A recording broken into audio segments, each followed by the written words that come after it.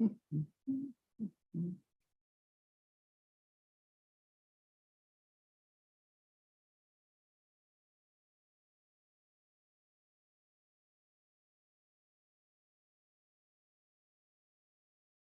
a couple minutes until we turn over 10 o'clock here on the computer. Oh, right now. Call us to order. Governance and Priority Committee meeting for Tuesday, April 4th, 2023. Thank you for joining us. Ms. Klamosko, we have an agenda in front of us. Are there any additions or deletions? There's no changes from administration, Madam Chair.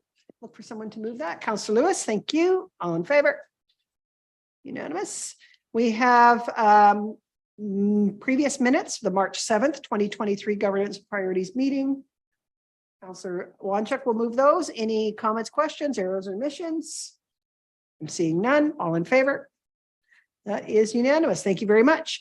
We're going to move on to Leduc Health Foundation 30th anniversary announcement and Partner in Health proclamation request. And Colleen and Christine, I believe, are coming forward. So come forward. And whenever you're ready, you can begin. Good morning, everyone. Thank you for the opportunity to have us sit in on your council meeting and share some information on the foundation. It's an exciting time. It's April 1st. We hit the 30-year mark. So this is our celebration year, and we had requested a proclamation in health from the county, of which we would like to hopefully get a photo after with council quickly for that so that we can post it on our social media as a partner in health. So we have a quick just presentation that was in your package today. Just what our mission is. We've changed that a couple of years ago. We just envision a community that's healthy and well, simple and easy, and working with volunteers, donors, and partners in health to elevate the health and well-being of our community is the mission of the foundation. And of course, 30 years has been a long time. So supporting the Leduc Community Hospital and the health centers in Beaumont, Leduc, and Thorsby over the years, and distributing funds to healthcare at those facilities. So we are a registered charity with CRA, so we can give out receipts to people that donate. And one staff member full-time on the board is myself, and I report to the board. We also have a finance person in the office, just changing over from Amy to Kristen, and a social media and marketing gal, Kaylee, who actually lives in Red Deer. We can do a lot of things virtually, and she works part-time for us, but also for a couple other foundations in Alberta. So spreading that same message throughout the province and helping them out as well too. So we have a board of about 10 members right now, all from different walks of life. We have finance and safety. We have marketing people, business people. Samantha Kretzer is our interim site leader, and she's actually leaving. So we will have somebody new on our board shortly coming up. So, and the basis of our organization is volunteers. All of our board members are volunteers. Any event that you come to, it's the volunteers that help make those things happen. And over COVID, we actually gained 8 or 10 brand new volunteers, which is awesome to be able to have in our queue to go. So again, we raised funds for equipment at the centers that I had mentioned. And a lot of numerous small projects were at the beginning. The biggest project, of course, was the CT scanner in 2015 when it started. And to date, with March, there should be approximately 50,000 scans that have gone through the CT scanner, which means that's 50,000 trips that didn't have to go out of our community here, which is huge. But over the years, since 2018, there's been approximately 25 projects done. And the total for those projects is about $1.83 million has gone into our community. So we have things for the operating room. The ET navigation was a large project. Emergency is always in dire need of things, and diagnostic imaging and universal use. Almost every department in the hospital has benefited from something through the foundation, whether it's family and patient care, the isolation tower carts. We kept getting 3 orders for those over COVID because they were so popular. So it can be as small as a pulse oximeter right up to a CT scanner. Doesn't really. So you are the first people in our community to find out about the new campaign. This will be announced this week. It is a mobile X-ray system that it's very small, but it can go into the ER. So if you have somebody with a broken bone, they can pull the machine up to them, and the image is right there at the same time within seconds. Before, they used to have to take the images back to DI, come back, and if someone was perhaps sedated a little bit, by the time they got back, they might be awake and they might have to sedate them again just to redo a test. So it can be used in the ER, it can be used in the operating room, or even in various units along, because it's not a very big machine. It's only 22 inches wide, but it will be a game changer for the, especially the ER, just like the Pyxis machine was a game changer for pharmacy within our hospital. And patient safety is first all the time. So again, that's the 25 projects. So the way fundraising, different things that we do is events, and we have our large golf tournament. It's a 30th golf tournament, which is probably one of the longest fundraisers in our community, which will be held on June 2nd this year. The night before the event we are hosting a donor appreciation event for our partners in health. So Dean, I would like you to pass that on to council to send a couple of representatives for that evening as well. You're the first one to get a nice little red envelope too. So these are different ways to fundraise. We have a monthly giving program, corporate sponsorships, third party, which thank you very much for including us in your scavenger hunt this year. We're looking forward to promoting that, and hopefully with the nice weekend coming up, we get a lot of people out promoting health and wellness and having some fun in our community. So so these are just different ways. Again, no, that's fine. The golf tournament in the last 5 years basically has raised over $80,000 just with that event. And we've had approximately 3,000 golfers from what I can find going back to 1993. A lot of longtime people that have been there 20 some years. Myrtle Smith, I think, hasn't missed a tournament. So fingers crossed, and that would not be possible without your support. So this is, you are designated always grandfathered in with your grant that is provided to us as the breakfast sponsor. So we get your banner from Deed and we promote you as that. So that is always a filled spot, and that's yours as long as you wish to have it. So again, supporting the Classic, promoting events. You were a major sponsor in the Bringing the Country Back.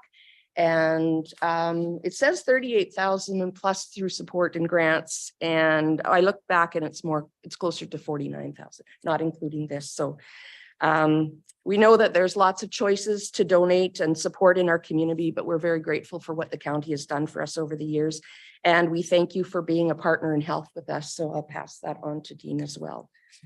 So we look forward to this year. I think it's going to be very exciting, and kicking it off with the scavenger hunt and the golf tournament, a few other surprises coming up. Just wanted to thank you for your support over the years as a strong partner in health. So we welcome any questions. And like I said, if we could have a photo for the, absolutely. I will say we did one with the city. So we'd like to have them both together to promote both of our strong partner in health in our community. Okay, any questions before we take a look at page 20 of our report, which has a couple of recommendations? Any questions right now? Questions or comments? I am seeing none. What we have is a request that we proclaim April 2023 as Partner in Health Month. And number 2, that we approve a photo to be placed on their website and social media. So looking for someone, we can move those together. Councillor Smith will move both of those. Okay, thank you very much. Any comments or questions on those motions? I am seeing none. All in favor? That is unanimous. With that, and before we move ahead, then I will officially read the proclamation. So, Partner in Health Month, April 2023.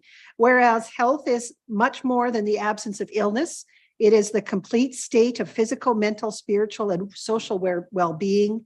Whereas the Leduc Community Hospital Foundation envisions a community in which individuals are healthy and well, And whereas the Leduc Community Hospital Foundation mobilizes the power of volunteers and the generosity of donors and partners to elevate the health and well-being of the hospital. And whereas the Leduc Community Hospital Foundation provides support for special initiatives, specialized equipment, and innovative projects that enhance healthcare services available to all residents in the Leduc region and beyond. Now, therefore, on behalf of council, I, Mayor Tani DeBlanco of Leduc County, do hereby proclaim the month of April 2023 to be proclaimed Partner in Health Month in Leduc County. Thank you. And with that, I will sign this. And then where would you like us to go for a photo, Ms. Comasco? Perhaps if council can stand up and then go together, we can ask Ms. Zimmerman to come behind the table with you with Okay. the proclamation. Thank you. Yeah.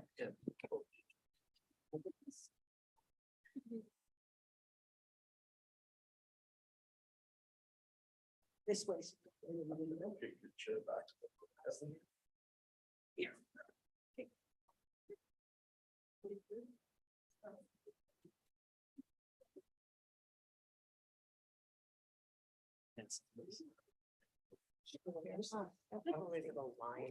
We're good? You see it? Oh, I can give you my phone as well. I'll get it to you, Colleen. I'll send it to you.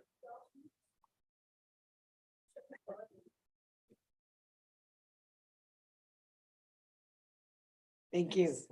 Thank you, ladies. Thank you. Oh, you need this or do I keep it? I don't know. No, Maybe- thank Okay, you. thank you. Yeah.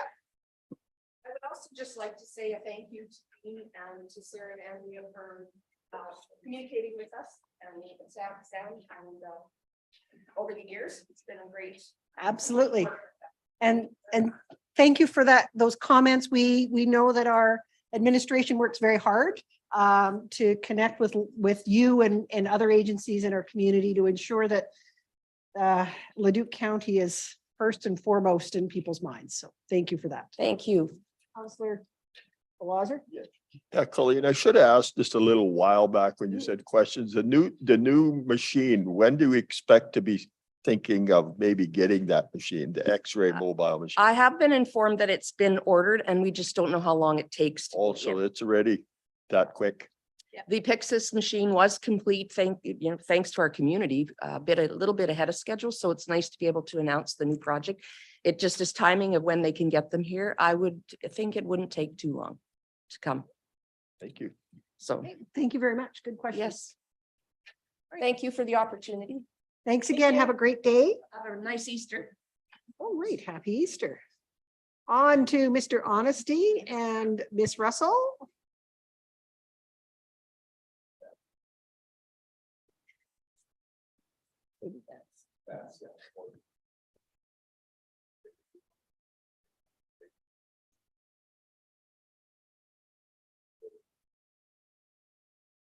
So we should, good point. I'm sorry, Mr. Honesty, the floor is yours. Good morning. I've asked Sarah and Carol to join me and present the 2022 infographics. We recently provided and shared these with our partners across the region, and we thought it would be appropriate to make sure council has this information and share this with you. So I'll ask them to present the infographics, and then we added a few success stories because we thought, that's important for us to, have the statistics, but also, tell the story behind some of those statistics. So, we have several of those success stories, but we picked one or two each, and we thought it'd be appropriate to share those with council today. So with that, I'll hand it over to one of you. Good morning. I'll share with you our stats around the Family Resource Network. So in 2022, we had 176 parents and caregivers attend one or more of our 23 parenting sessions. Two of our new offerings that year were infant massage and also Health for Two, and that's a program to support healthy pregnancy and development. We had 2,672 people attend our in-person programs and events, and that included our September 30th Truth and Reconciliation Round Dance, our Youth Symposium, and National Child's Day event. We had 257 parents and children attend 10 of our summer programs, and 91 families received 658 one-on-one in-person home support visits. And in our in-home support, the age of the children in the home have been 21 between 14 and 17, 7 to 13 have been 91, and 0 to 7 is our highest population, 108. And in addition to child development, families self-identified on their own, the 3 primary needs for in-home support has been to reduce social isolation, to support child and family mental health, and parenting alone. Through our drop-in programs in Thorsby and Devon, 320 participants have dropped in through last year, and some of the needs that they were looking for is connections and support to community, including health units and access to the food bank, as well as child development and child development screening. Our referrals last year, our primary source was the school, and we also saw an increase in our self-referrals. So you can see the numbers there, they're pretty steady. And then we had 97 service referrals for in-home support for the Family Resource Network. And through those 97, we were able to support and provide in-home support for 93.8% of the clients that referred to us. So the ones that we did not support, we referred elsewhere, or else we're not able to make contact. Thank you. And the next page is our stats that represent our multi-municipal FCSS partnership in 2022.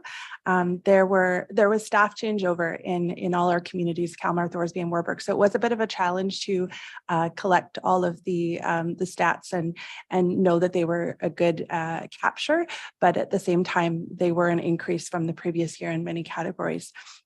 We had a 20% increase in participants.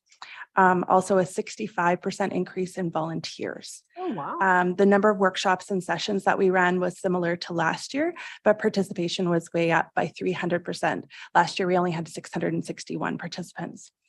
Our CVITP program, the Community Volunteer Income Tax Program, contributed to over $1 million in government benefits to support residents in our region. One of the key services of FCSS is information and referral. And as you can see, the walk-in numbers are still quite low in 2022, but we do expect that to pick back up this year. Some highlights from some of our programs: living libraries, intergenerational events, financial literacy workshops, and parenting workshops. They're just a snapshot of the participation number that we are and that we are meeting our outcomes. And then I've got some success stories on the next, I guess it's just in the report. There are some short and sweet stories for you there. We just wanted to showcase the value of our one-to-one support from our staff, our role in supporting them as a unique individual who requires specific information, referrals, coaching strategies, and support to meet their goals, to build skills. We highlighted in this report also the trends that we're seeing, and we're just seeing many folks with financial hardship, many instances where people have been victimized by scams, and just want to highlight that my team is a constant safe source of information, a safe place for folks to reach out and to be heard. Okay. Well, thank you for that. It's very interesting. I really like the little stories. I think that there's a narrative. You need to tie a story and a person to a piece of data. Otherwise, it's a disconnect. So I really appreciated that. I thought it was interesting that, and if I was right, so we said we had in Leduc County, 2,600 people, give or take, attended in-person programs. And then when we looked at the group one, it was 22. So is that just because you think, like, I would have thought there would have been more participants when you group them together, or? 2 different programs. We kept the Family Resource Network, Okay. the FCSS stats separate. Okay. So those stats would be Okay. separate from each other. Okay. Each program supported that many residents Okay. differently. Okay. Yeah. Gotcha. All right. Any further questions? Go ahead, Councillor Smith. Can you give me a review of Alberta budget, if it's improved, or is there more money? Also, I heard there may be some raises which have been long coming to people working in the field. Do you have just a quick snapshot? Has there been an improvement with funding from the government in this year's budget going forward? We are waiting to still receive some of those details of where that might be specific to FCSS. We do know that our FRN, Family Resource Network program, has been extended for another year with the same amount of funding. So that hasn't increased. But maybe I'll hand over to Sarah specifically, because we do know there are increases coming to our residents related to some of our supports. So maybe Sarah can speak to that quickly. Yeah, I would say that we haven't had any communication that increases are coming to the program specifically. However, multiple levels of government have issued directives around increasing funding towards different groups of individuals. For example, just this week, we heard that the affordability payments were going to be directed to folks on CPP disability. So just things like that where money is going straight to folks, which we want to hear. Absolutely, everyone needs a little bit more money in their pocket. One of the things I just brought up with Mr. Honesty earlier this morning was our community hall was able to access a grant for working to remove isolation for newcomers, seniors, rural, and we know that. And so we have some money, and that we are going to work and partner with our own internal departments here to see about some speakers and to see about some support, so that when people are out, they have also have an opportunity then to access or know where to go and look for support. Because for a lot of people, that's the first thing that they don't know. So hopefully we'll be able to have some conversations and work together to pull that as a way to be more efficient. Anything else? If there's one area where you think is growing and or you think is going to create issues going forward, what would that be? I mean, I'm glad to see the parenting pieces are being picked up and the children that are home alone. I liked that stat that they're feeling more confident. But is there an area besides, or maybe it is mental health, where you're thinking, this continues to be a concern and we're not sure how we're going to meet those needs? Yeah, I think the key issue for us is that affordability. The affordability is a key Absolutely leader to some of the other complex issues that we're feeling, right? So whether that's direct to them or ways, obviously the economy right now with the inflation is a huge impact which leads to the other complex issues that we're dealing with. So I think that affordability is the key area. If that becomes, then everything gets helped from there. It's that leading indicator. Now we know we're going to have some issues that are going to fall into. And I think combined with following the pandemic, it leads to, we're still in I would call it not the pandemic, but the wave of the impacts of the pandemic. So we're definitely seeing that throughout, which then leads to our difficulties with our staff because our client concerns become greater. So maybe next year you'll see our stats going down with workshops because we have to focus on the direct client services because that continues to grow. And we have that coming up in our Q1 update as those intakes get higher, we only have so much capacity to do all the extra stuff that we do as well. So. And it's not like there's any other organizations that are stepping up and filling the gaps either. And we maximize those as much as we can. Unfortunately, some of those other partners are at capacity or there's long wait lists. And that's always a concern when we're a referral agency. If the place you're referring to has a long wait list, then we're not really solving the. Correct. Okay. Any further questions for Dean and his team? Do we post these, Ms. Kolosko? Do we share these infographics? I mean, it's a nice, easy to read chart. Be great to have it on our website or somewhere else. Yeah. We also included many 2022 infographics in our chronicle that was delivered last week as well. So we do. Yes, we do. All right. Looking for someone to receive this as information. Councillor Balazer. All in favor? Unanimous. Thank you. Thank you, guys. Thank you. Look forward to some further discussions. Hey, on to Mr. White. Which always sounds odd after doing bad. Good morning, Madam Mayor and council committee members and those watching. This is Leduc County's Economic Development Update for March 2023. It is administration's recommendation that the Governance Priorities Committee receive the Economic Development Update report as information, or the council could provide another direction. So Leduc County's economic development activities align with council strategic vision and expectations through the 2022-2025 strategic plan. Recent activities from the Leduc County's Business and Entrepreneur Center, also known as the BEC program. Administration held the center's Leduc County Business Summit and grand opening on March 24th, last Friday, and the event was attended by council and other members, business professionals and other economic development professionals from the area. The event heard from expert panelists and included a keynote from Edmonton Airport's president, Myron Keane. 3 expected businesses at the BEC spoke about their intentions to operate out of the BEC, and this contributes to the long-term vision and business case for the BEC, and the contracts are nearing completion. Other events in March also included the economic development officers from Edmonton Global meeting, an agritourism summit, which had leaders in the region from the food and beverage community getting together to talk about how to forward the sector. Also a peer-to-peer kickoff event, which local leadership groups and leadership individuals would come in and are offering to help mentor other businesses within the Leduc County region.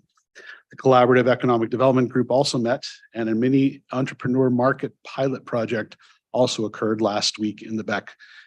That sort of given us an idea of what that would look like for having smaller events within the BEC, so that it's also keeping in tune with the grant, where we are supposed to help smaller businesses become medium businesses, and those that are starting out become a small business.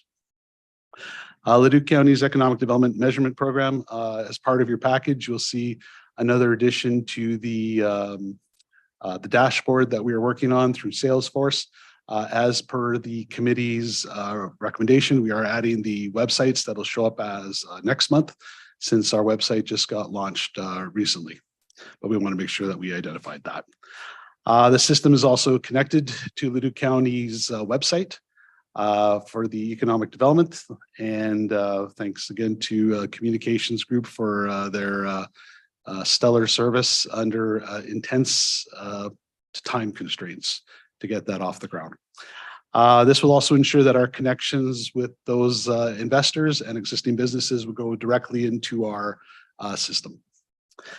Leduc County's Business Retention and Expansion Program, the new peer mentorship program, which I just discussed earlier, that was attending in March at the BEC Center. We are going to have another event tomorrow with some of those businesses. We saw at the event also that one of those members also spoke of it, and we also had some new interest in joining that group just from that event holding on. Leduc County's Regional Economic Engagement Administration and a council representation attended the Regional Chamber of Commerce Annual Awards Night in Leduc County on March 11th, with county businesses being nominated and winning awards in different categories. The Collaborative Economic Development Groups continue to meet with the expectation that the governance model and the financial model, once again, that is voluntary for all municipalities, should be completed toward the end of this year. Economic Development Team continues to be an active member of Edmonton Global, and also under the land use bylaw review that's occurring right now.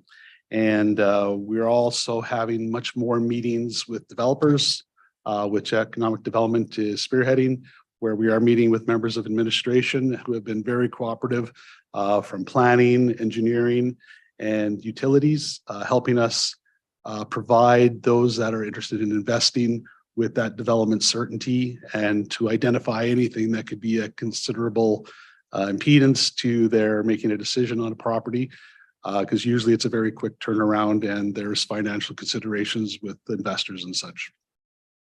Finally, since we are now past the Prairies Can Grant Marathon, I just want to again thank Dwayne and Renee and Alan and their managers and directors, for everybody that was involved in the BEC and everyone that was involved with all of the several elements of the grant, which we believe we have met all of the conditions of. And from what we understand from Prairie Scan, we've done a good job so far. The final report is due at the end of June, but all indications are, and we did have a representative from Prairie Scan at that event as well. So far, just wanted to thank everybody for doing that because, and especially to the team, Maureen and Brianna, who sacrificed quite a bit over the last few months under the intense timelines as well. And with that, I'd like to open myself up for questions. Questions or Answers. comments? I have a question. Pardon me. Somebody had brought it up to me that we know that, excuse me. We know that Nisku airport area really drives economic development. How does our economic development team work to look at business development or retention and attraction across the county? So for instance, we have Sunnybrook Welding, who recently had a fire and they've actually expanded. I think they're probably twice, if not bigger than 2 times as much. How do you guys work differently outside the core area of our industrial park? Thank you. Okay, so one of the ways that we're looking at is working with the GIS group. We have the ability to identify the non-residential land use zones, but we also have the business information as well. We also have access to the tax information, so we know who is a non-residential, who's paying, and we also have a list of those businesses. So I think there is about 834 or something like that within the county as a whole. And we are able to identify those. And one of those things that has been echoed through executive as well is not only do we look at the big businesses, but we're also looking at the smaller businesses as well and making sure. And I know we have been in contact with Sunnybrook in regards to their, I believe, late April grand reopening.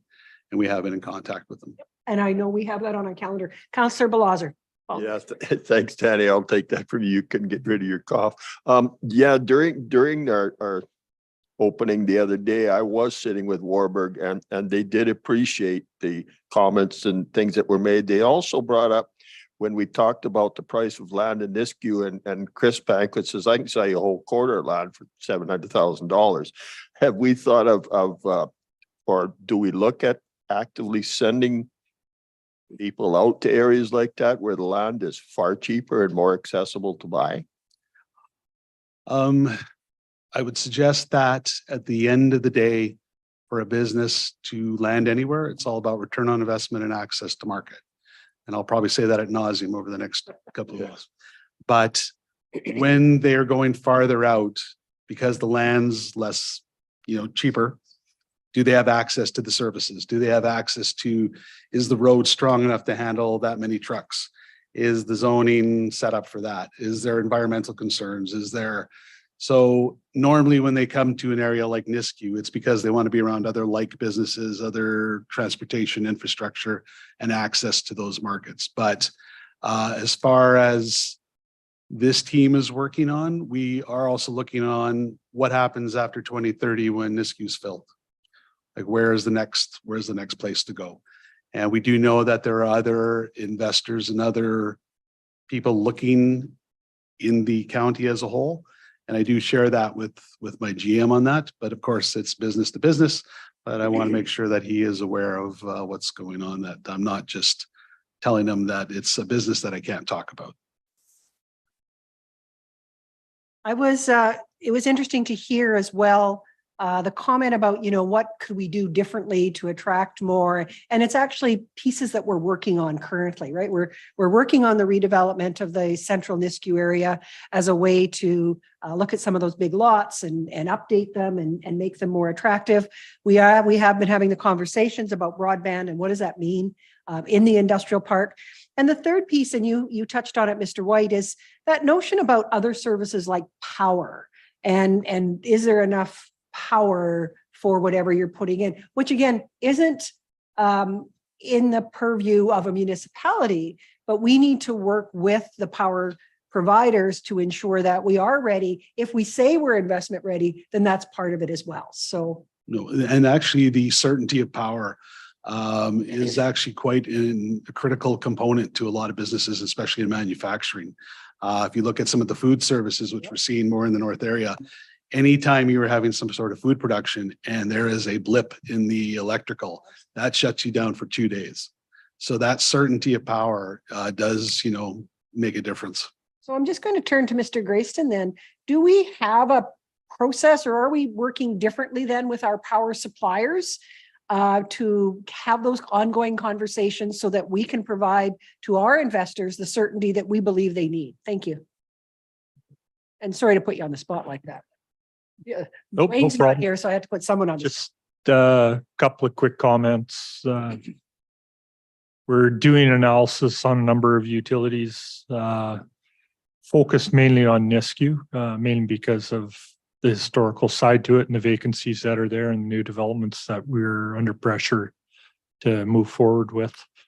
All our utilities are planning forward. The engineering department, Des and his group, have been doing a really nice job of making contact and securing the size required for all of Nisku. Obviously, we control water and sewer. We got that under control. We're working with our power companies and the options we have. And as we move forward here, we'll have some new options to accommodate the businesses that want to be here in Nisku. And last point I want to make is just in regards to notes on sort of the non-central businesses, specifically those that are a little more ag focused. I think the economic development team over the last couple of years has done a good job of embracing and working with startups and existing businesses in the county.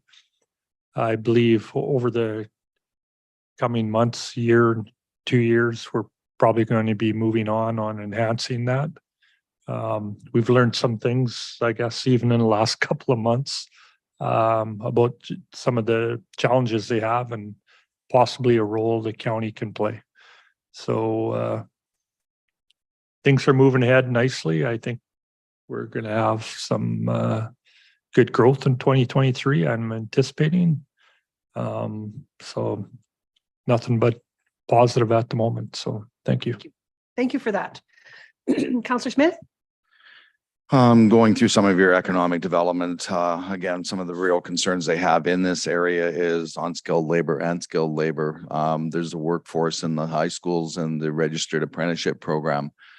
Just wondering, again, it's not really government's job to fill that role, but is there an initiative or is there a plan that Leduc County can do to maybe provide transportation to get the kids out of the schools into our areas here? I'm not sure how much time. I think it's half time that they spend, and they can end up with a first-year ticket coming out of grade 12. Right now, kids aren't interested in going into the trades as much as they used to be. Is that something you might look at where we could do initiatives with our high schools in the area, look at transporting kids with partnership with the business to get apprenticeship high school kids in, first off, covering off some of the labor shortages, but also providing that 25% of their, or in some cases 50% of the training that they need before they're 18 years old and out of school. So again, when I know the mayor brought up, how can we work on the on-trained professionals and the trained professionals to fill the spots so we can be competitive here? Is that something that Leduc County or council would be interested in going forward? So I would say from my perspective that there has been some educational interest in the building for the BEC and also the work that we do. And we have had some initial conversations in that regard.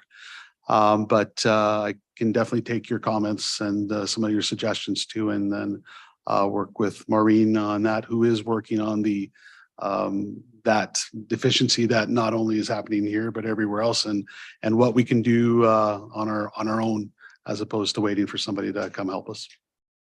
And we are doing, are we doing our own internal labor study? I thought we were doing something like that. I know Edmonton Global is expected. Edmonton to do one, Global is? but Okay, somebody is. Okay, go ahead, Ms. Renee. Klosk. We might be able to get an update from Mr. Bain when we do our quarterly reporting in terms of some of the projects that are being done to inform lots of pieces around economic development. Good. Thank you. Okay, any further questions for Mr. White? Go ahead. Councillor Verdi. Great work on the back. That was really nice. The question is for the business mentorship side of things. Do you have financiers and whatnot coming to educate these folks on how to access capital, how to put together financial statements and all that kind of stuff? I think a lot of these young companies are having trouble sort of getting the money to start up, and especially going back to the trades conversation, a lot of these guys, the HVAC guys, the plumbers, there's huge opportunity there, and somebody can kind of push them, and when they need space, we have that space and all that. So is there a financial component to the back there? I will look into that, but with who that mentorship group is made up of. I know a few of them, but I don't know all of them, but that's a good point, because a lot of the work we do in being responsive is based on usually the investors and the financing that is attached to that investment that's coming down. So that's an excellent point, and I'll make sure that's passed on. And it might be actively looking then if we have a gap like finances that you start to actively look to fill that.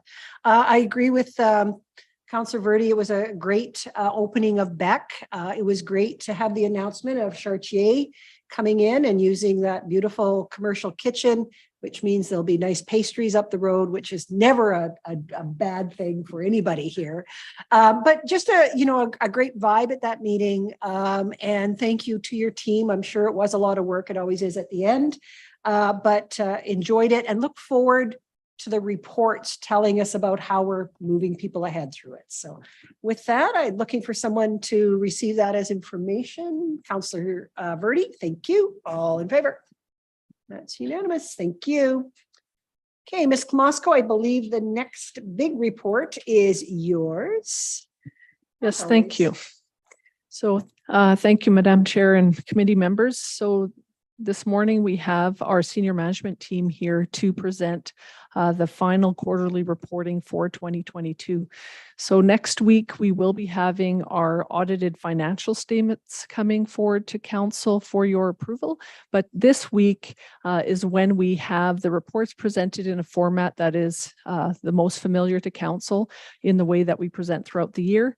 And we also have our senior management team here to answer any questions that you might have related to 2022. So I definitely encourage council to ask any questions related to any project program that you have for 2022, as we have our entire SMT team here. So as we've made the commitment before, corporate reporting on a quarterly basis provides council and the public with the progress update on our various projects and programs. So, and this aligns with our values as an organization. So moving right into the report. So going to page 36 of your package, we have our county highlights document. If I may just, Ms. Klamosko, sometimes I get a question about, well, that sounds interesting, but where can I find that? So right now, this is posted publicly as an agenda, and it will be posted once the minutes come up in the next meeting, governance finance. It will be there. The whole report will be available for anybody who wants to look at it. Is that correct? The report is available right now within the agenda package for the public to see this in its entirety.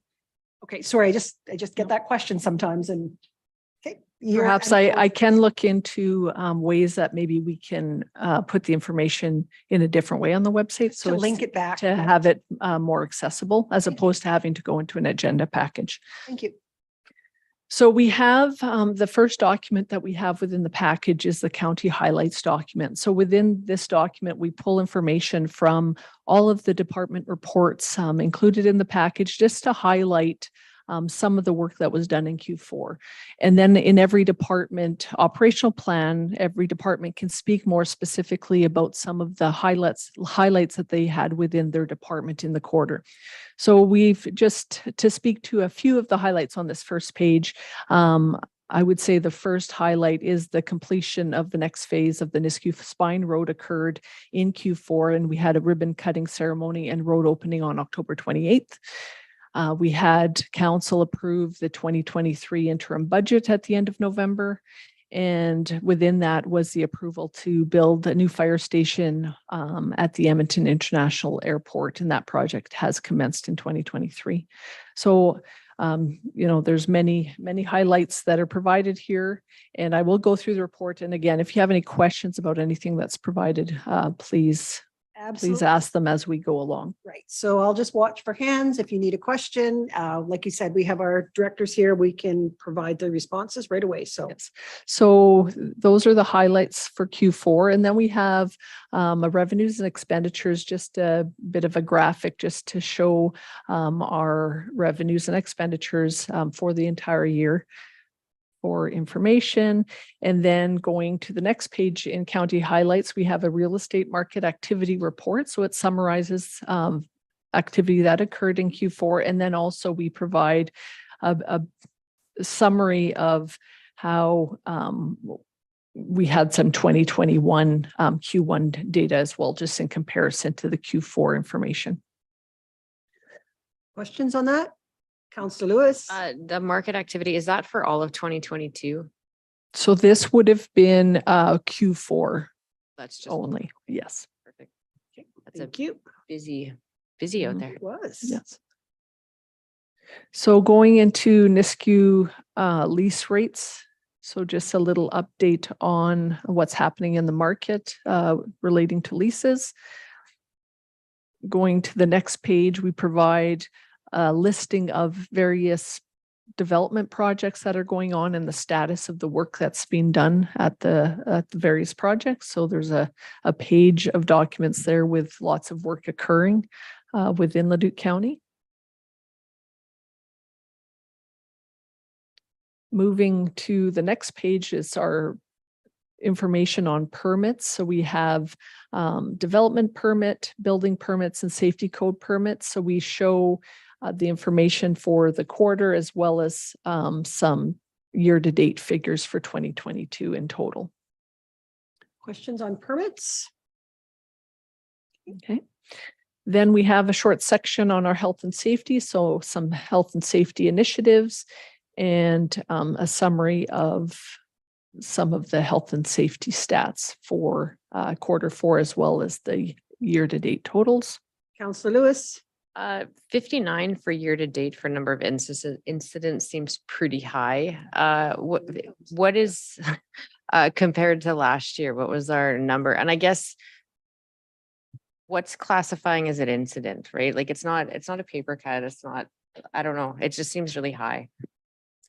If I may, thank you for the question. An incident could be anything from a paper cut to an actual incident involving a lost time incident. So the definition is very kind of broad. You'll notice in the Q1 package coming up for this year, we've actually changed a little bit. We're going to differentiate between a hazard, an incident, and a near miss, and that helps differentiate the levels and severities of what an incident may actually be. But the numbers themselves, we don't try to compare previous year to year, because every time we put through a new initiative in health and safety where we try to get people to report incidents, it's actually a good thing from our perspective that they're reporting, right? So we don't try and say, well, it was 20 last year and it's 50 this year. It is what it is at any given point. So. All right. Thank you. Thank you for that answer. Moving on. So going to the next page, we do have a whistleblower phone number that staff can call if there's any concerns. So there was no complaints received in Q4, nor in 2022. Then we have the next table speaks to our debt services limit. So this is updated from our last quarterly reporting just to reflect information that we'll see in our draft 2022 audited financial statements. So you'll see the box in green is actually what we have available to us to borrow. So Leduc County is in a very fiscally responsible position, I would say, in terms of how we utilize our debt in the organization. And then there was some changes made into this next section of the report. So this is where we speak to how we have completed actions to move forward council's strategic vision for the organization. So we have the next number of pages speaks to those different activities that occurred in 2022. So the first page speaks to the high priority strategies. So this is where council, when we developed the strategic plan, you said these were the things you wanted us to focus on first. So we have a special page allotted to that work. So we provided some highlights there. And then what was new to this reporting period was additional pages speaking to every pillar and the goals that the council identified for those different pillars. And we provided some actions to date just to really demonstrate to council and our community the different steps that we're taking to deliver on the strategic plan. So that really summarizes the county highlights document. Are there any questions on the county highlights? Councillor Smith? I just want to make a comment on your working with community partners to meet the needs of county seniors. One program that I get a lot of inquiries about is our departments doing their taxes. And that's probably something you could include in your strategic plan because I think the comment from the report that just came through, there was $1 million returned to the community through tax tax forms done. So that is really important. And I do get a lot of calls generated, which I direct to the FCSS out in New Sarepta.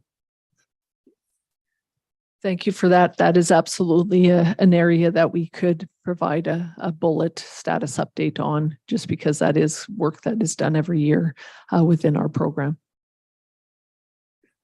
So moving on to the next report in the package, we go into administration. So this is where we have assessment services, corporate services, and finance information.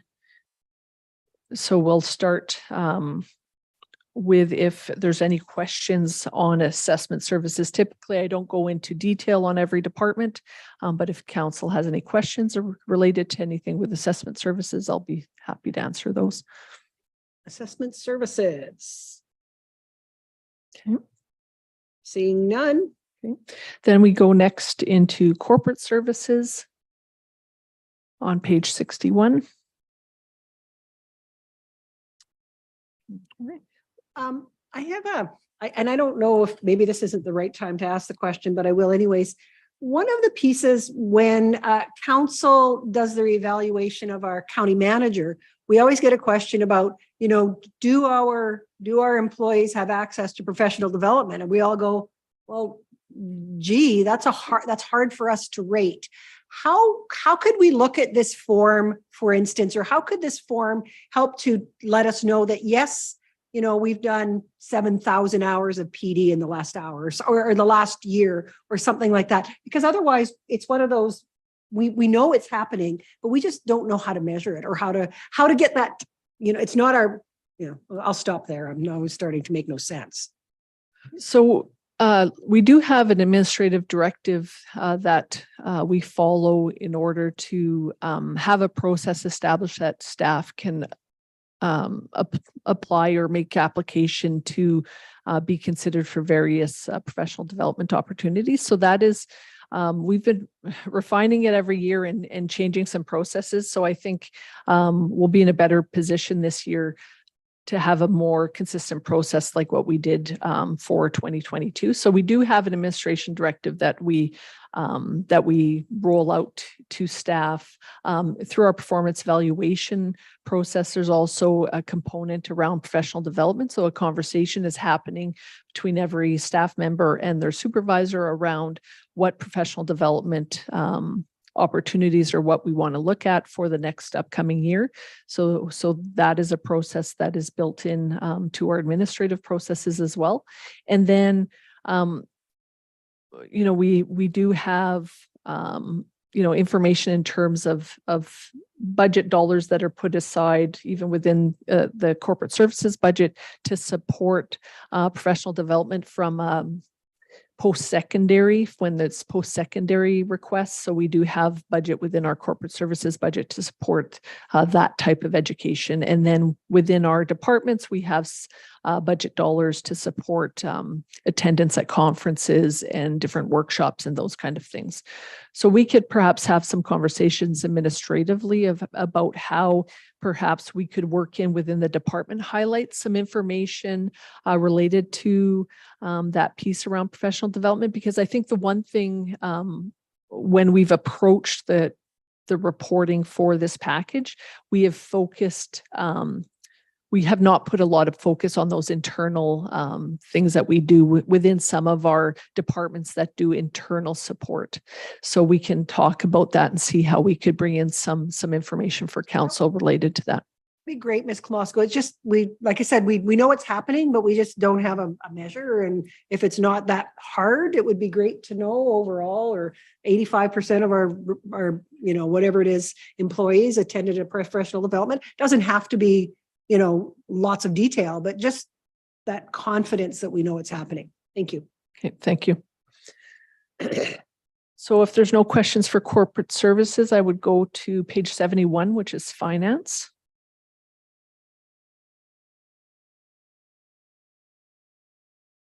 Finance questions? Seeing none. So moving to agricultural services on page 77 of the package. Okay.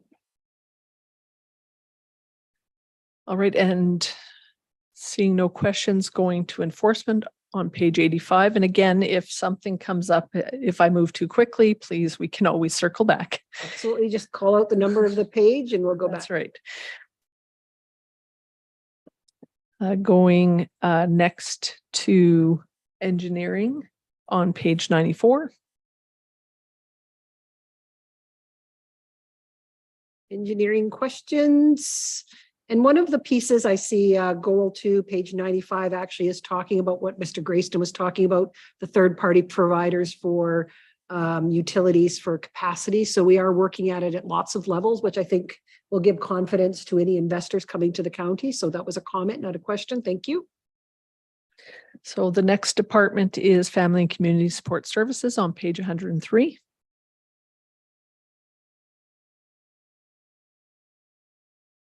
Okay, we've just had that presentation, and thanks to Councillor Smith for his question around budget and those sorts of pieces. And I know that we're fairly successful with grants and getting grants. It would be nice if instead of having a grant, it was actually just a money that flowed through without having to do that work. It doesn't work that way. So we trust Mr. Honesty will continue to be a positive grant writer for us. Thank you. So going now to page 110, which is fire services. Question for the chief, maybe not on this report, but he's here. Very, very excited. I know Councillor Smith was overly excited about the announcement of the new fire hall at the airport. What's our timeline around that, and when might we be able to throw a shovel in the ground? Yeah, very good. Not actually, like for a picture, not. Yeah. Not for a picture? I don't know what's happening there now. So quick update through the chair, Madam Mayor and Council. So we have been working forward since budget approval in late November, and we have awarded, as you're aware, we've been working with the airport on progress. We're just coming out of winter now, so we're scheduled for groundbreaking early May, basically on schedule for that. And so we are looking to set up a time with yourselves for that picture of the groundbreaking, but early May, we're expecting construction to start with an anticipated December completion to the fire station. So ahead of our January 1st full-time 24/7 offering. Thank you. That's very exciting, and certainly looking forward to that. Again, that investment that makes us more investment ready for anybody looking to settle in the area. Thank you. Any further questions on fire? Moving ahead. So then page 119 is legislative. Okay. Next on page 120, we have Parks and Recreation. Councillor Lewis. Thank you. Your online reservations for campgrounds opened yesterday, I believe. How is that going so far? Yeah, thank you. Few glitches, but also some positives. As of last night, there were $134,000 of bookings booked, and our typical years maybe about 240. So high demand leads to some concerns and some issues, and sometimes people didn't get sites, but the system I think will be very positive going forward. Thank you. All right, the next department is planning and development on page 128. Councillor Lewis. Thank you. Just a question back to one of the highlights that talked about the Nisku lease rates being $9 to $15 per square foot. Do we know what our surrounding region is as far as price per square foot? Madam Chair, that data is certainly available. I wouldn't be able to tell you what it is off the top of my head, but I think we have an understanding of how we fit in the region in terms of those values. I can't recite them for you. Yeah, or if you find it, if you just send it out an email to council, that would be appreciated. Thanks.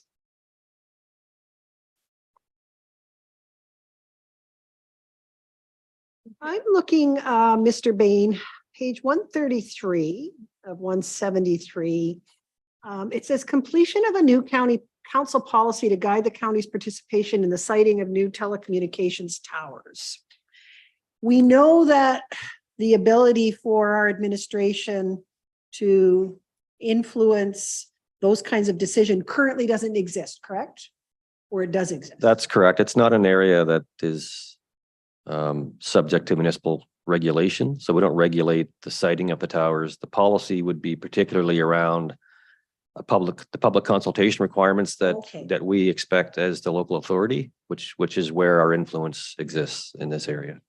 Great. And I certainly know a few years ago, Councillor Smith had many phone calls around that. And really, as a councillor, you say, well, it's not our decision. It's a very difficult situation to be in.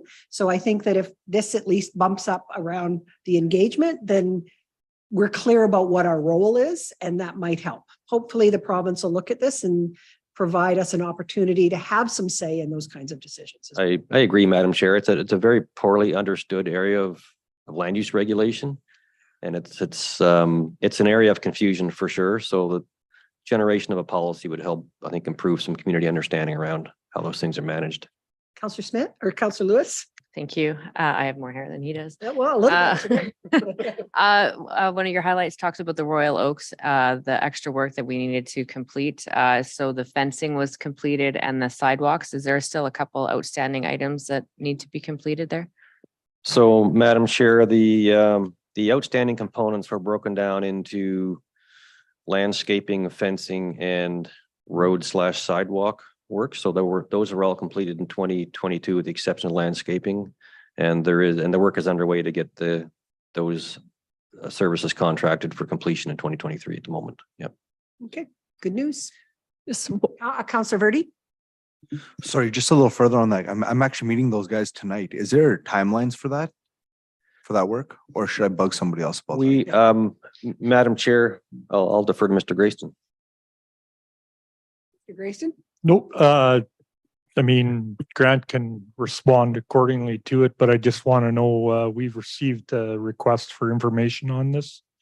And Des is putting together a detailed schedule on the deficiencies at Royal Oaks. And so that will be sent out to all the council once that's completed, which I'd anticipate would happen very soon.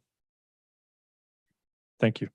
So, Madam Chair, to the specific question, we have bids for the landscaping work that's required, and we're in the process of reviewing those, and we expect to sign a contract with the contractor in the coming days. Okay. And you can maybe, if you need to touch with base with Mr. Bain offline, then he'll provide some more information if he has it.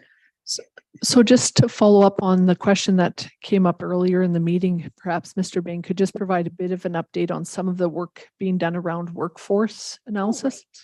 Well, what I'll say specifically, Madam Chair, is there is actually a project that's approved in the interim budget for some labor gap analysis work that will occur in 2023.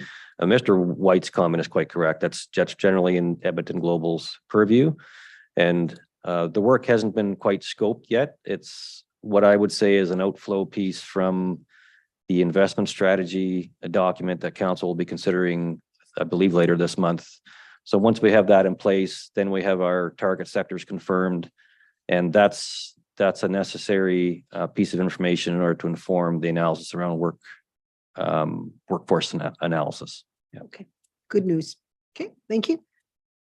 So the next report in the package is on public transit on page 138. Councillor Smith, public transit. Des, could I get you to come up to respond to a couple of the questions, please?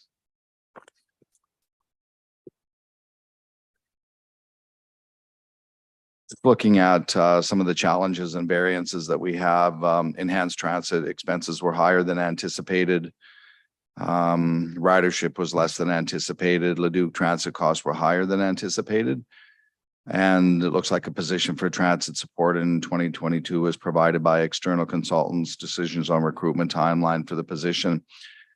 Again, over budget. One of the concerns that I heard during the grand opening of our business center was gaps in what we're providing for transit. And is this an opportunity right now to form some sort of a committee for south of Edmonton where we can, yes, we're a third partner with Leduc Transit, but I don't know whether we have a lot of say other than get a bill.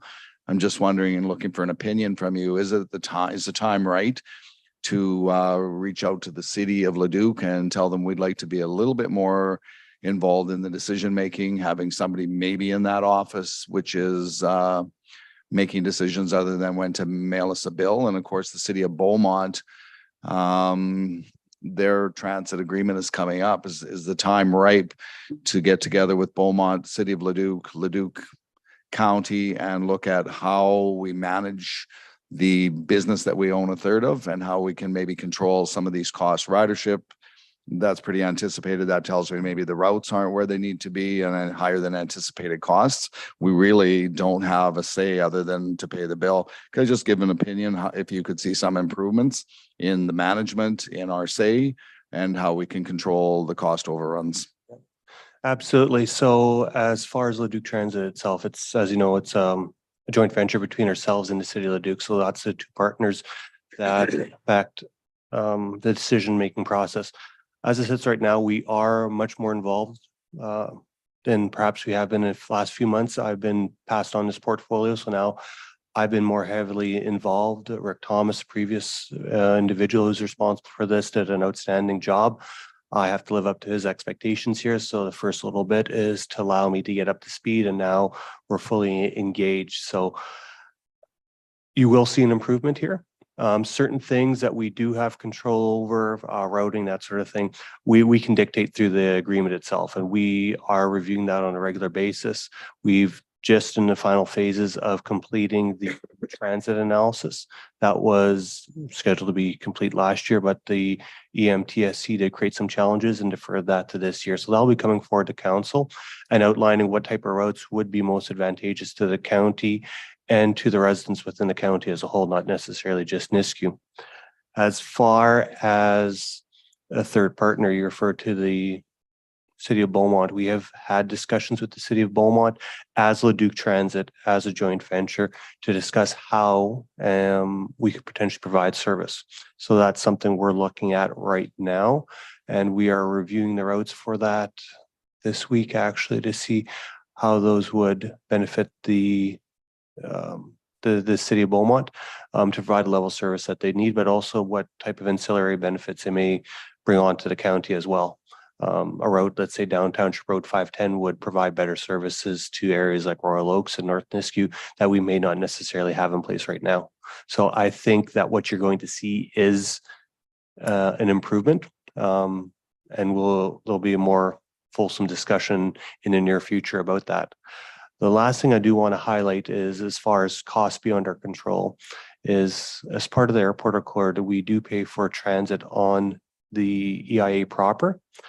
That, unfortunately, we do not have any control.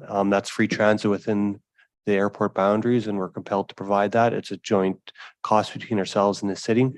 And the airport itself provides that services and sends the bill to the county and to city to pay. So that's something that's totally beyond our control.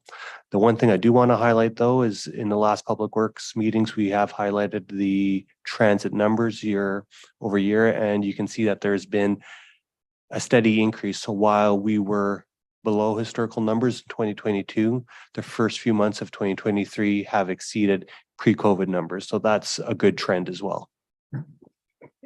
Thank you. So the next report. One more question on transit.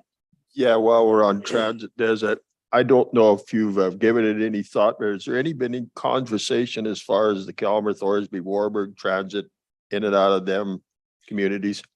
That's part of the transit study that's going to be coming forward to council here in the next month and a half. The final stages of the draft report are being developed, and as a sneak preview, they are looking at routes through Warburg, Thorsby, Calmer into the city of Leduc and up into Nisku. Also potentially Calmer, Devon and in, looking at routes from New Sarepta, Beaumont and in. So there's an even a route from New Sarepta, Roley View into the city of Leduc. Now, which ones make sense? They all have a cost associated with them. They all have an associated ridership with them. But as everybody knows, transit does not pay for itself. So we can really get as much or as little transit as you want. It just depends on the cost associated with that. Okay. Councillor Birdie. Does the transit study, will it include an analysis of, say, private industry transit systems or a proposal from the private industry on this matter? Because my thought process is such that if it's such low ridership, why not one guy cruising around on a loop or something like that? Yeah.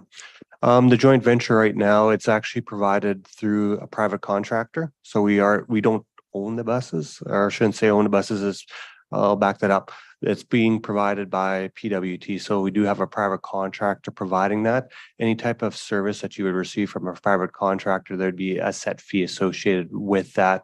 And we are in the joint venture right now. If there's a more cost-effective option that might present itself, if Leduc Transit does not necessarily provide a level of service that we see, there's always the option of doing that, but that honestly becomes a fairly drastic measure because Leduc Transit has been it's actually been a great example of municipal cooperation. And you take a look at some other municipalities, they don't necessarily have the level of cooperation that we have between ourselves and the city. Unfortunately, transit does cost money, so. Okay. Thank you. Moving on. Ms. All right, on page 140 of the package is road operations.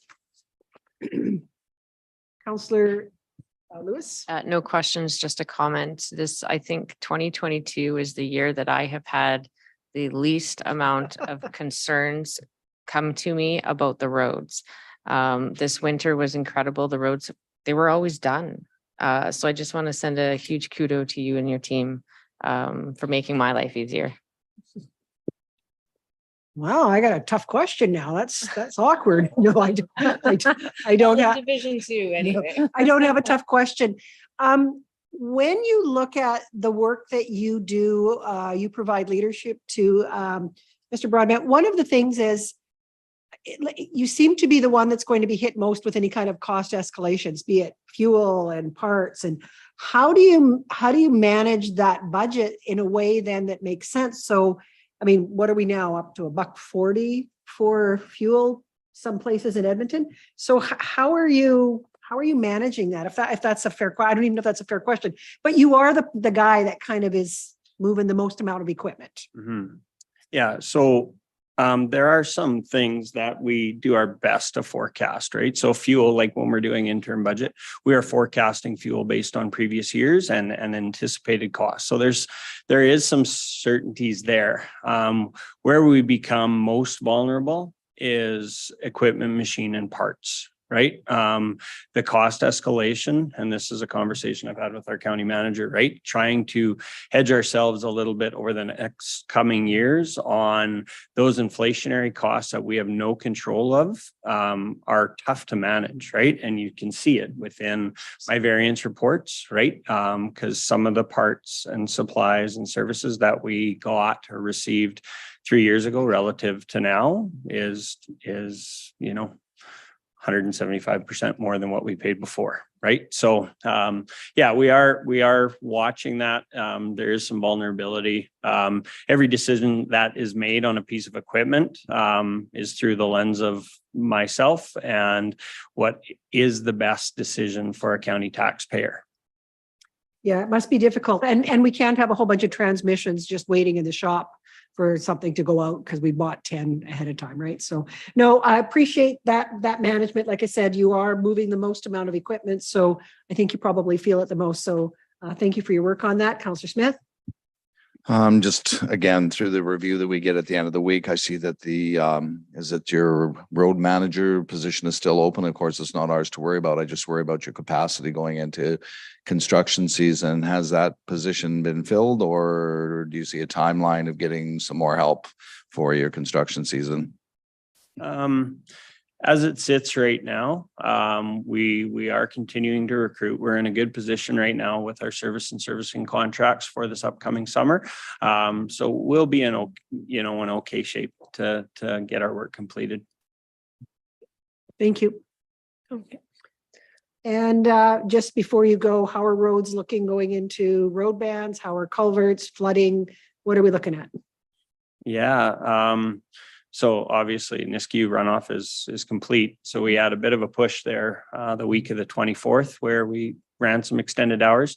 We did a lot of, and you can see some of our equipment out on certain roads, cleaning out ditches and stuff a number of weeks ago in anticipation, right? So that work that we can do in anticipation for spring runoff helps us a ton.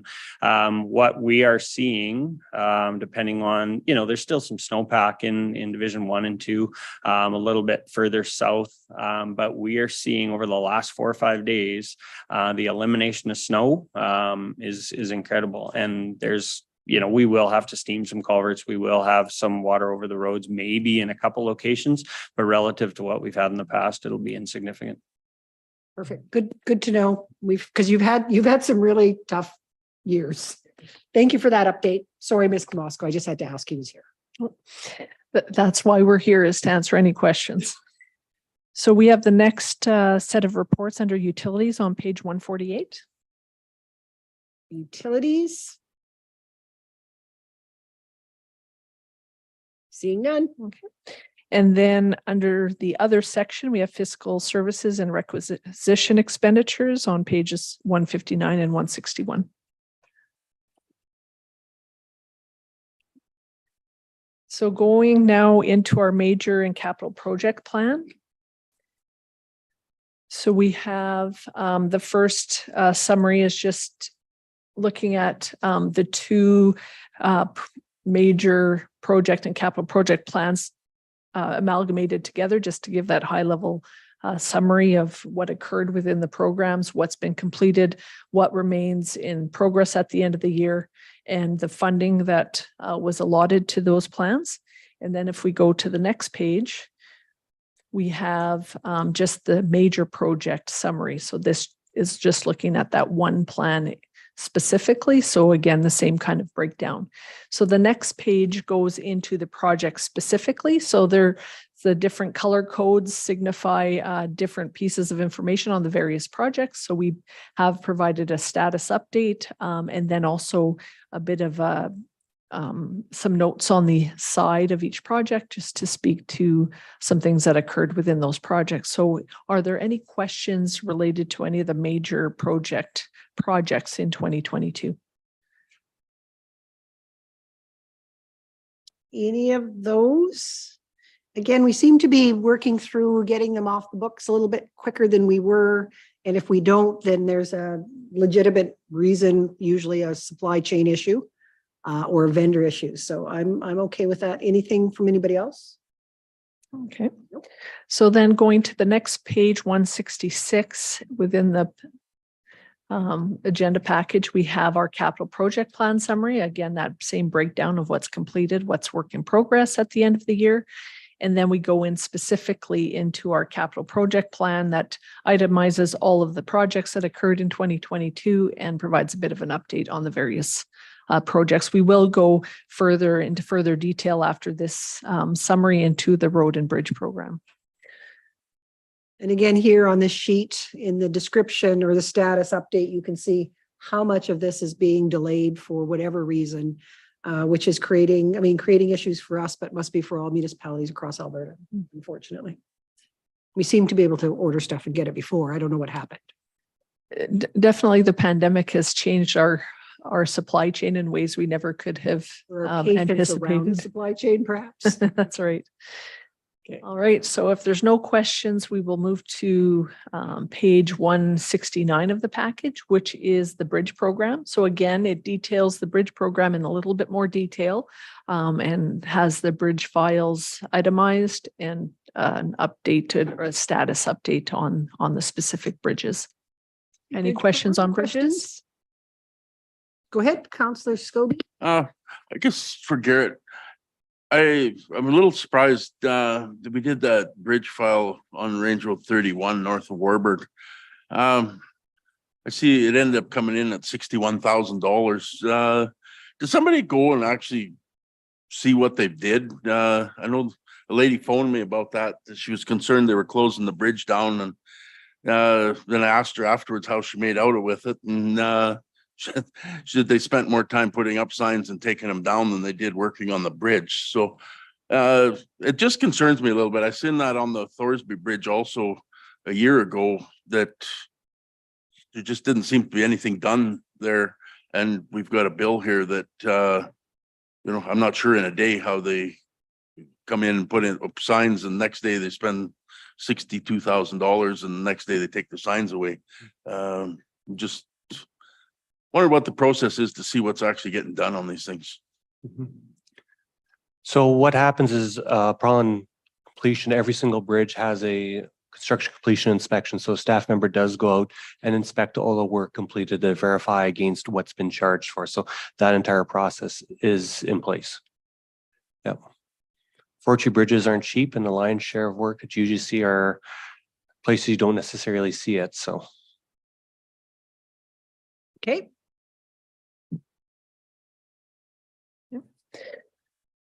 All right, moving to the next schedule is the road program for 2022. So again, a summary of all of the different projects that were completed within the year. Any questions on the road program? Questions on road program? Is it pretty good year last year, I think, for roads? Not too wet. Okay. Moving on. All right. Just for council's information, we did add a table at the bottom of the road program just to provide the total project outlook on the Nisku Spine Road, because I thought that might be something that council would be asked. How much was that project? Because it did span a couple of years. This just provides a snapshot of what we had budgeted for the project at 23.47 million, and we spent 20.58 million. So just wanted to provide that information just because that is one of our biggest projects ever completed within Leduc County. Okay. All right. Going to the next two schedules are our operating reserve schedule on 172 and capital reserve schedule on page 173. So just to summarize, as we work through the year-end process with council, we had many reports that were brought forward from our Director of Finance on various aspects of the year-end process. So the last conversation we had related to reserves, we had a motion approved in terms of doing some transfers to reserves around that 2.7 million. So where everything has settled now that we have completed all the processes related to year end, we did transfer to reserve $2.97 million worth of funds from savings in 2022 to reserves. So I just wanted to provide that update to council. So just again, to reiterate where we saw those savings occur, and then within all of the reports that you could see within the package today, there was savings that were realized throughout all of the various departments in lots of different areas. So we did see increased building permit revenue of over $700,000. We realized interest revenue of over $900,000 more than budgeted. We saw significant savings within our earnings and benefit budget, around that 760,000. Saw some savings as well within our recreation cost share. So when we have our budgeted dollars, if our partners' projects come in under budget and different pieces, then we have some savings within that budget.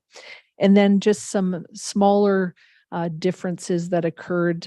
We had some recoveries from fire costs, and then we had penalties on taxes were around 65,000. And then we had some additional revenue, about $50,000 on electrical permits. So a lot of different things contributed to that surplus at the end of 2022. But it is allowing us to replenish some of the use that we have put into the budget from contingency and stabilization in 2023. So it allows us to put some dollars aside to replenish our reserve balances at the end of 2022. All right. Questions? Seeing none. All right. So then, like I mentioned at the start of the presentation, we do have our audited financial statements coming for council approval next week. We will have our external auditor here to make that presentation. The financial statements are presented in a different format next week. They're within the public sector accounting board standard for financial statements. So they will look different than what you've seen this week. So thank you. If there's no further questions, there is a motion to approve the information. So if there are no further questions, someone put the motion on to accept for the report and attachments as information. Councillor Verdi will. All in favor? That's unanimous. Thank you very much for all your work on these. It certainly gives us a snapshot of what's going on in your departments. Thank you. And you don't have to stay for the rest. Oh, we're going in camera, right? So with that, Councillor Scobie, you'll move us to in camera. All in favor? All right, we'll wait until we are clear.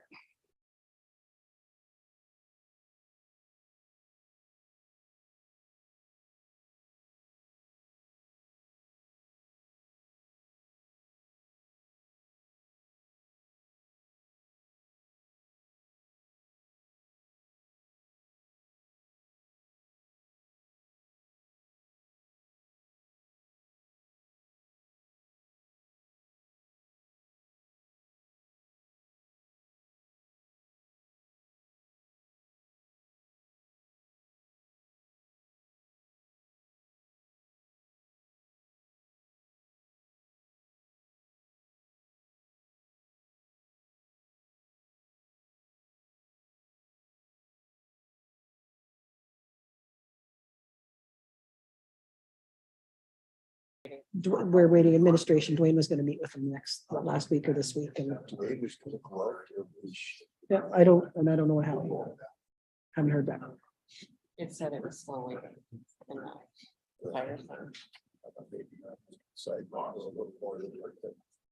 We know nothing. We say nothing.